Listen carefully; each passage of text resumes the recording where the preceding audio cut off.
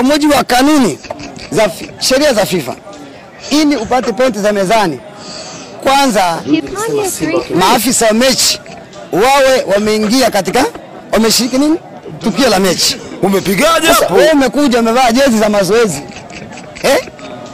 alafu umefanya mazoezi bila kukaguliwa. Mechi commissioner hayupo, mechi coordinator, mechi security officer hayumo, alafu nataka pointi 3. Hiyo kasi ya wapi? Ya Chanika. Hiyo kasi ya Gongo la Mboto. Kwa sababu kasi wanataka uje na evidence na vitu viko wazi. Ni mwezi wa 10. Tume ikaahirisha. Yeye vyama vya upinzani wanasema sitawapeleka wagombea na wapiga kura. Hivi kwa utasabia kura hapo? Uchaguzi huyo mshindi anapitishwa. Uchaguzi upo?